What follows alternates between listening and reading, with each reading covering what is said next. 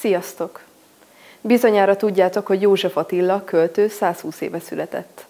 De kötődik hozzá egy másik fontos évforduló is. Pontosan 100 éve írta azt a versét, amely a legismertebb és legkedveltebb a fiatalok körében. Ez nem más, mint a Tiszta szívvel. Készítettünk egy filmet, amelyben megpróbáljuk felidézni az egykori eseményeket. Természetesen úgy, ahogyan mi gondoljuk. Ha tetszett a film, osszátok meg barátaitokkal, és írjatok kommentet. Jó szórakozást kívánunk!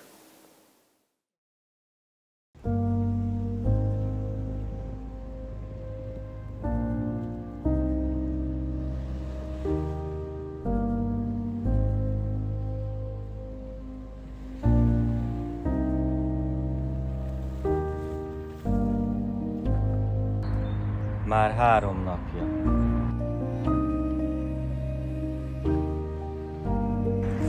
Már 3. napja.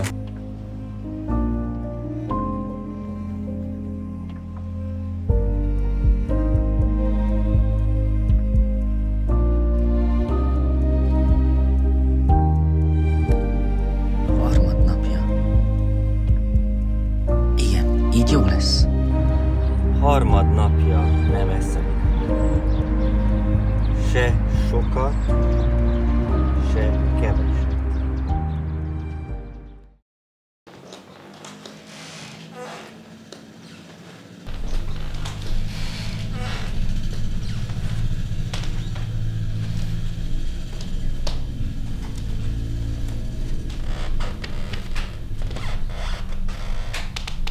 Ha kell, embert is öl.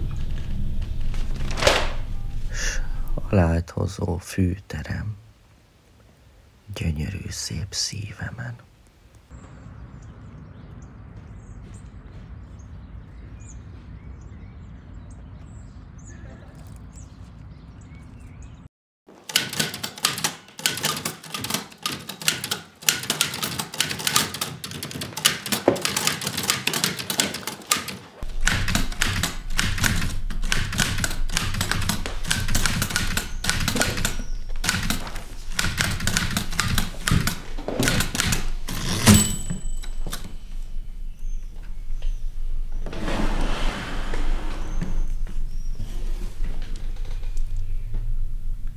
Nos, erről beszéltem.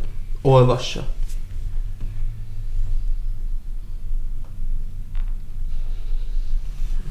Mi a véleménye, tanár úr? Azt gondolom, ez nem akkora vétség. Csak logikusan gondoljuk át. Jó, akkor gondoljuk át. Becstelenség. Minket aláz meg és az intézményt. Tanári végzettséget fog kapni egy olyan személy, aki nem tartja semmire azt a közeget, amiben létezik. Igaza van, professzor úr. Becstelenség.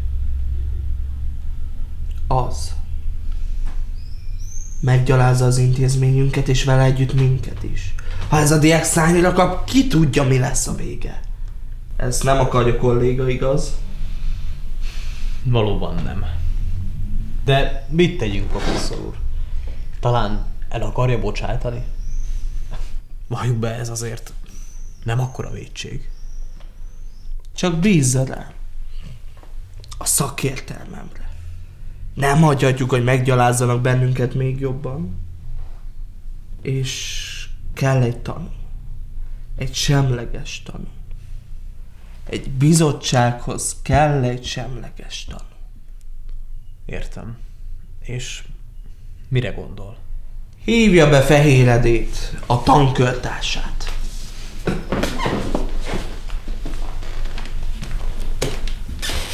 Fehér Ede. Jöjjön be, kérem.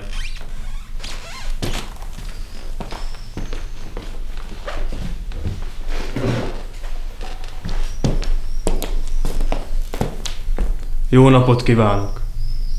Nos, Fehér úr, mint az egyik legmegbízhatóbb diákot hívattam be, és kérem ki a véleményét. Mondja, maga is olvassa a Szegedet? Alkalmanként. De bizonyára az önfülébe is eljutott József úr verse. És? Mit gondol róla? No, Csak bátran.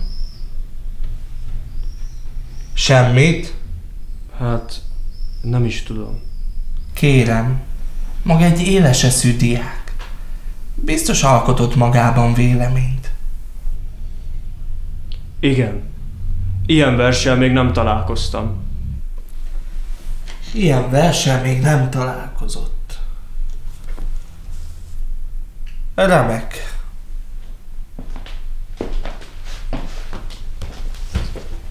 Akkor úgy gondolom, kezdhetjük. Kérem, hívja be.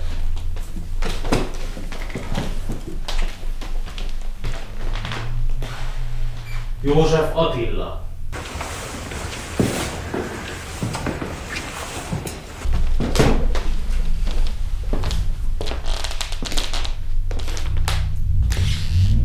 Hivatott, professzor úr? Kérem, József úr. Ön egy verset írt a Szeged múlt szerdai számába. Többek között azt írta,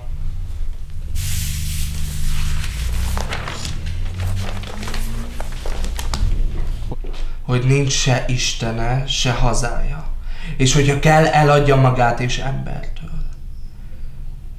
Kérem, én a bölcsészeti kar álláspontját közlöm önnel. Ön középiskolai tanár ilyen felfogással nem lehet. Ilyenre nem lehet oktatni a magyar ifjúságot. Ön elvégezheti a bölcsészeti tanulmányokat. De tanári oklevelet, míg én itt leszek, nem fog kapni. De professzor úr, mikor én azt a verset írtam, már 3 napja nem ettem. Tudja, milyen az? Kérem! A verse megjelent.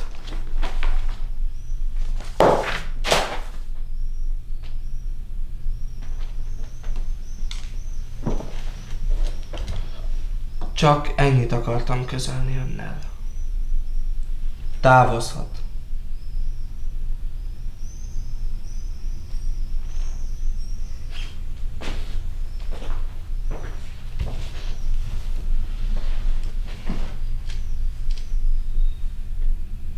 Nos, uraim, akkor úgy gondolom végeztünk. Köszönöm a megjelenésüket.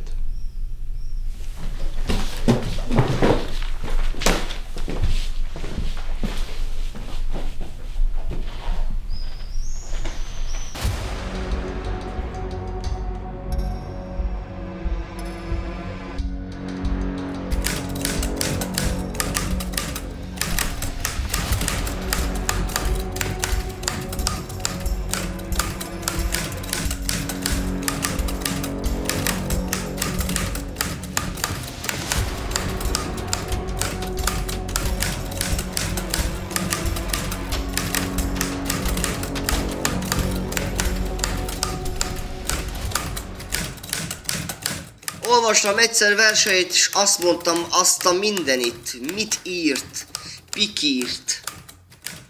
Ilyen szellemben nem lehet órán nevelni gyermeket. Hosszú, bosszú.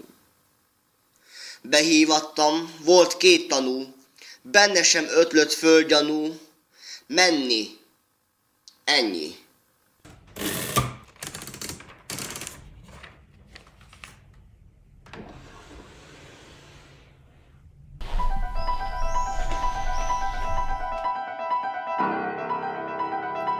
Nincs se istene, se haza. Ilyenre nem lehet. Ilyenre nem lehet oktatni a magyar ifjúságot. Távozz.